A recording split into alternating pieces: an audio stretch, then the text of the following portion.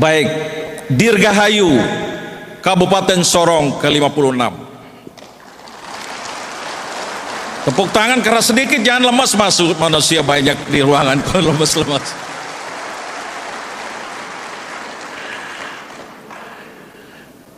Ini pertama kali saya hadiri sosialisasi otonomi yang manusia sebanyak ini. Jadi terima kasih Pak Bupati. Ya. Bapak Ibu, saudara-saudara sekalian, kalau bicara tentang otonomi khusus berarti bicara tentang sebuah peristiwa kenegaraan, peristiwa kebangsaan. Jadi tidak tiba-tiba jatuh dari langit, lewat sebuah proses yang panjang, bahkan proses yang menelan jiwa raga manusia. Jadi kalau teman-teman kepala daerah ini mau bicara otonomi daerah, bicara PP 106, 107, panggil itu pakarnya, jangan panggil yang cerita-cerita tinggi yang tidak ngerti apa-apa, nanti tambah kacau pelaksanaannya. Pasti dia tidak minta orangnya kerja tanpa pamrih, tapi kalau mau bicara, ya saya bicara jujur ini. Saya pengen ke depan otonomi revisi ini harus ada hasil. Ya. Itulah kenapa di sini di zaman Pak SBY ada membentuk satu namanya Badan Percepatan UP 4B. Ini zaman Pak SBY. Pak Jokowi menawarkan Badan Percepatan Pembangunan Papua. Kalau saya menawarkan Badan Khusus Pembangunan Papua, BKP3. Ya, itu yang kita masuk di dalam Undang-Undang Otsus. Tapi prosesnya saya lihat sudah mulai keliru-keliru juga. Karena itu harus ketua oleh wakil presiden, yang berapa waktu lalu baru dilantik. Sebenarnya itu badan yang tujuannya bagus, tapi saya lihat kerjanya sudah miring-miring. Ya, oke, kita lepas badan itu jalan dulu, nanti sambil kita lihat. Tapi yang berikut Pak PJ Bupati, yang saya mau sampaikan, ini foto-foto tokoh-tokohnya. Ini kan semua orang merasa diri berjasa, saya taruh foto supaya foto ini tidak bisa berbohong. Dan ini yang berperan ini tokoh-tokoh sana, almarhum Selosa, ada Pak Bos Pakrik, ada Pak Agus Rumancara, ada Michael Manufandu, tokoh Papua. Ini saya cari fotonya lama, ini susah ini karena ini 20 tahun, tapi saya cari. Kenapa saya taruh foto itu? Bagian dari penghargaan saya kepada orang-orang yang berjasa sebelum saya. Saya bukan siapa-siapa, saya hanya karena dipercayakan oleh negara untuk melanjutkan. Waktu kemarin karena kondisinya memang panas, ada yang menolak, banyak menolak, tidak boleh lanjutkan Otsus, harus merdeka. Saya juga dapat caci maki banyak dari pemimpin beberapa tokoh agama dari negeri ini. Si caci maki saya, tapi tidak apa-apa, saya tidak sebut nama orang. Ya. Tapi karena saya sebagai wakil rakyat, yang saya bisa lakukan itu, ya saya lakukan itu. Dikasih tanggung jawab jadi ketua pansus, saya lakukan. Kenapa kita revisi? Karena revisi berikut ini masuk ke revisi nomor 2, karena memang kalau tidak direvisi maka DAU nasional 2% dari yang dikirim ke Papua dalam rangka otonomi khusus itu berakhir tahun 2021. Makanya perlu ada regulasi Otsus diperpanjang mau berapa tahun lagi ke depan. Pemerintah mengusulkan 3 pasal. Pasal tentang perpanjangan dana Otsus, pasal tentang pemekaran, dan perubahan terhadap ketentuan umum. Tapi teman-teman DPR berjuang sampai perubahan itu 20 pasal. Ya. Dan itu baru pertama dalam sejarah DPR itu perubahan lebih dari yang diminta.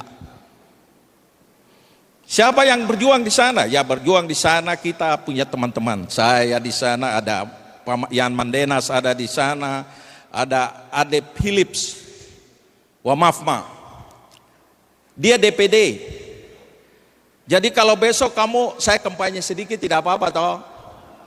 Besok kalau kamu pilih Philips itu benar karena itu orang yang berjuang sama-sama saya. Tapi dia DPD jadi tidak masalah, dia bukan dari partai politik. Saya jujur ini. Itulah lahir undang-undang baru.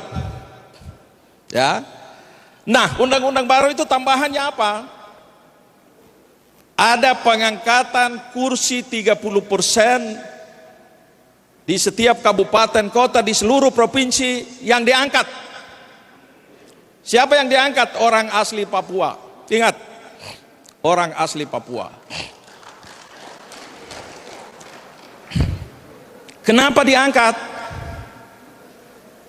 Bapak Ibu saudara-saudara sekalian, saya tidak diajar oleh orang tua saya untuk bicara soal agama suku, tapi saya harus bicara juga soal ini. Karena setelah kita mencermati Merauke, Kabupaten Jayapura, berapa provinsi kabupaten itu ternyata orang asli yang masuk di DPR itu sedikit sekali. Oleh karena itu, karena ada kekhususan ini harus memberi afirmasi, perlindungan terhadap yang kecil. Bukan berarti mengabai yang pendatang, tapi mereka punya tempat supaya tidak kita bakalai lagi kalau sudah ada proteksi di sana. Itulah ada penambahan kursi 25% di seluruh kabupaten kota. Saya hitung di Papua Barat itu ada sekitar 200 lebih. Tapi dengan tambahan kabupaten, provinsi berarti mungkin kursi ribuan itu. Para PJ, perhatikan betul yang masuk di situ tidak boleh berafiliasi kepada partai politik. Ya? Jadi jangan karena di partai politik tidak laku lalu mau masuk kursi pengangkatan, tidak boleh. Itu hanya berlaku bagi saudara-saudara kita orang asli yang kemarin mungkin dia tidak punya tempat, dia tidak bisa bertarung, itu harus diberi proteksi. Ya. Jangan juga itu menjadi agendanya kepala daerah. Kasih masuk keluarga segala macam, nggak boleh. Otsus ini sebenarnya bisa capai tujuan kalau orang jujur. Kuncinya hanya satu saja. Otsus harus dikerjakan oleh orang yang jujur. Nggak bisa hanya jujur di depan, di belakang bikin lain.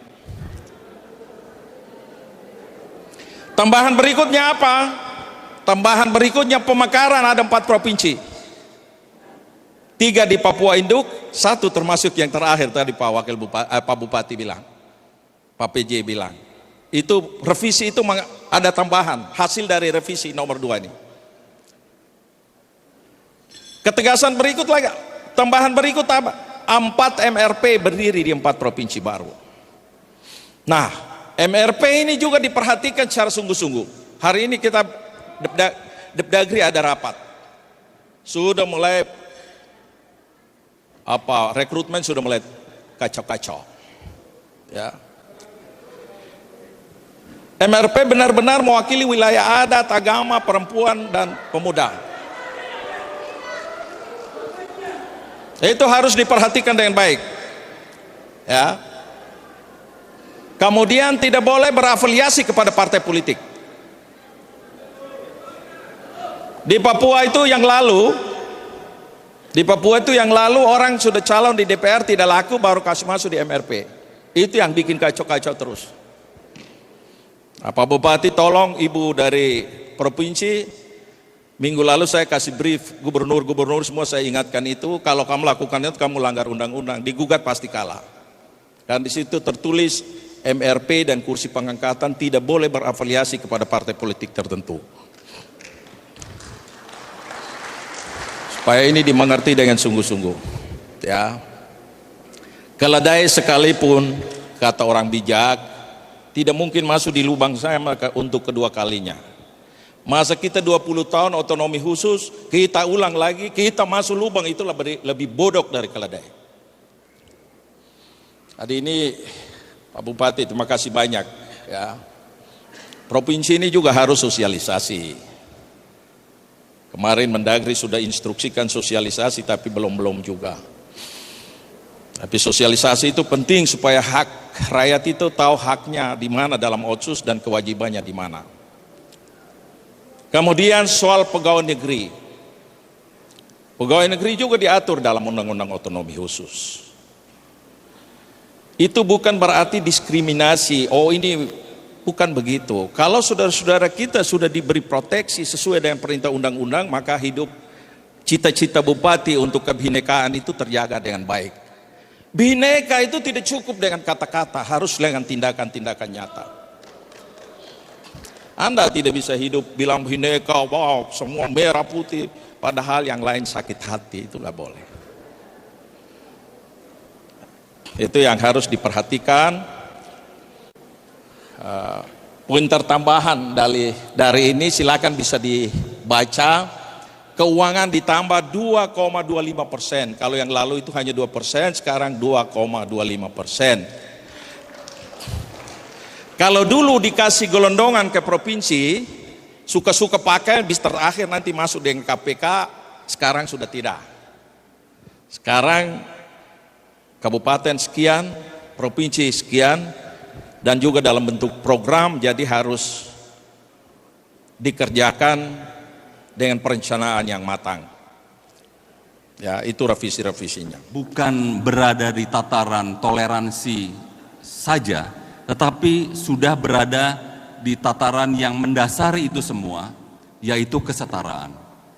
Jadi saya lihat teman-teman yang beragama Muslim, ya, para ibu, wanita-wanita yang berjilbab, biasa saja tuh bercengkrama, ya, berbicara tanpa ada kekhawatiran akan menyinggung perasaan misalnya begitu ya. Dan bagi kami, ya, hal seperti itu yang sekarang ini masih berada di tingkat menjaga toleransi, itu sesuatu yang luar biasa, Bapak Ibu. Jadi saya melihat masyarakat Sorong sudah memiliki fondasi kesetaraan yang kuat. Ya, kesetaraan itu menjadi landasan dari toleransi.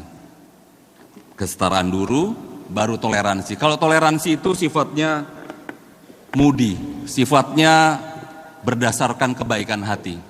Saya dan Anda berbeda. Sebetulnya saya dan Anda tidak bisa berteman karena saya punya prinsip yang tidak memungkinkan saya berteman dengan Anda. Tetapi karena saya baik hati, maka saya mau menerima Anda sebagai teman. Kurang lebih prinsipnya seperti itu kalau toleransi. Jadi harus dijaga. Ya. Tetapi kalau kesetaraan sudah, itu dasarnya adalah hukum. Ada landasan hukum di situ, yaitu Pancasila, Undang-Undang Dasar 45, Bhinneka Tunggal Ika, yang membentuk Negara Kesatuan Republik Indonesia. Dan ini dimiliki oleh masyarakat Kabupaten Sorong. Tepuk tangan untuk kita semua. Jadi kesetaraan, toleransi, lalu kerjasama untuk meningkatkan harmoni, untuk mempererat persaudaraan itu menjadi situasi yang harmoni. Bapak Ibu, kondisi ini dilihat oleh Pak Moso dalam percakapan kami sebagai satu modal sosial. Satu modal sosial untuk membangun masyarakat Kabupaten Sorong. Saya pikir ini layak untuk ditulis dengan perspektif yang jelas ya. Bagi saya apa yang menjadi pemikiran Pak Moso, saya tinggal menerjemahkan saja, mengelaborasi saja dan melihat apa yang terjadi di masyarakat. Maka itu buku kami itu berdasarkan ada sedikit teori, tetapi kami berusaha untuk tidak terlalu berat begitu ya, karena kami menyadari bahwa kebanyakan kita ini bukan orang yang suka membaca, Pak Ibu. Jadi dari 1 juta orang hanya 1 orang saja yang betul-betul reader, 1 orang yang betul-betul pembaca, sangat jauh sekali. Maka itu kami buat sedemikian rupa buku-buku kami itu ada foto-fotonya, sehingga menarik perhatian pembaca ya. Kami berharap orang yang tidak suka membaca sekalipun bisa menikmati buku kami ini ya. Mungkin dilihat dulu desainnya, lalu lihat fotonya, lihat captionnya yang kecil ya. Lalu kalau tertarik coba beralih ke ulasan yang ringan saja. Tetapi kami sajikan berdasarkan data. Jadi segala sesuatu yang kami tulis harus bisa dipertanggungjawabkan kebenarannya. Nah, Bapak Ibu, kembali lagi bahwa keragaman ya, khususnya dari para tokoh agama dan juga para pemimpin istilah di sini paguyuban, itu menjadi hal yang sangat krusial, sangat penting sekali. Ya, saya membayangkan ya bahwa sekarang para tokoh agama dengan kondisi seperti ini bisa terus ditingkatkan untuk duduk bersama, mencari hal-hal yang bisa dibersamakan. Sekali lagi, mencari hal-hal yang bisa dibersamakan, bukan disamakan, ya, hal-hal yang bisa dibersamakan untuk dipakai sebagai landasan moral. Bagi siapa? Terutama bagi stakeholders penyelenggara pemerintah. Ya, jadi para tokoh agama, saya melihat di sini ada beberapa tokoh agama yang saya kenal dan sekaligus menjadi narasumber. Saya bangga sekali bisa berkenalan, bisa berbicara, bisa berdiskusi dengan bapak-bapak dan ibu-ibu sekalian, dan juga para tokoh pemimpin adat, ya, tokoh-tokoh budaya. Dan saya pikir mereka pun bisa melakukan hal yang sama, yaitu mencari hal-hal yang bisa dibersamakan dalam arti membentuk atau mencari suatu format yang dipakai sebagai landasan budaya, landasan kebangsaan. Tokoh agama bisa membuat landasan moral ya dari unsur-unsur agama yang bisa dibersamakan. Tokoh-tokoh adat bisa mencari nilai-nilai budaya yang bisa dibersamakan, dan itu bisa memberi kontribusi kepada stakeholders, kepada semua pemangku kepentingan, terutama penyelenggara negara. Ya, saya pikir ini satu hal yang sangat baik dan sudah diberi peluang, ruang dan kesempatan oleh Pak Moso sebagai PJ Bupati di kabupaten ini. Jadi sekali lagi selamat. Saya pikir ini sesuatu yang baik sekali. Saya akan terus menjalin komunikasi dengan Bapak Ibu, terutama tokoh-tokoh agama, tokoh-tokoh paguyuban etnik di sini. Saya ingin juga belajar dari Bapak dan Ibu bagaimana keragaman ini bisa membentuk satu kesatuan yang baru, ya, satu wujud yang baru, tanpa menghilangkan identitas aslinya, dan itu disitulah indahnya. Ya, jadi saya pikir mulai dari hal itu, Kabupaten Sorong bisa ikut andil, ya, kalau sudah punya landasan moral tadi, landasan budaya tadi, landasan kebangsaan lah gitu ya, bisa mulai sekarang bisa proaktif memberikan kontribusi terhadap bagaimana negara ini dikelola. Saya ingatkan bahwa Bapak Ibu Kabupaten Sorong itu memiliki saham terhadap negara ini. Ya, kalau di satu korporasi di perusahaan, pemilik saham itu punya kewajiban dan hak, ya, untuk bisa bersuara, dan tentu nanti hasilnya pun ada gitu ya. Orang-orang berlomba untuk menjadi komisaris misalnya di satu perusahaan besar. Bayangkan, ya, kalau kita analogikan Indonesia menjadi sebagai satu perusahaan, saya mau yakinkan bahwa ini perusahaan yang bagus. Apalagi tadi Bang Komar sudah memaparkan apa yang menjadi privilege dari Papua ya. Coba beri kesempatan pada diri kita masing-masing untuk melihat hal perspektif yang benar dan baik. Mungkin bahasanya klasik kalau baik, tapi coba lakukan renungkan sedikit ya dengan informasi-informasi yang benar itu, sehingga kita bisa melakukan reaksi atau respon lah, bukan reaksi tapi respon yang proper begitu ya. saya dan Pak Agus di buku Papua Barat itu juga ada satu kupasan khusus mengenai otonomi khusus. Kami beri judul otonomi khusus 3 dimensi 3D. Ya, dimensi yang pertama adalah dimensi ekonomi, dimensi kedua dimensi politik, dimensi ketiga dimensi budaya. Jadi Bapak Ibu, aktivis, adik-adik mahasiswa bisa memilih fokus mau bicara di dimensi apa. Tersedia itu. Sudah disempurnakan lagi dengan tambahan tadi Bang Komar bilang ada menitik beratkan pendidikan misalnya. Bisa saja, kenapa tidak gitu. Jadi saya pikir kalau orang-orang berlomba menjadi komisaris di satu perusahaan besar, saya nggak habis pikir kalau seandainya ada orang yang mau keluar dari perusahaan besar.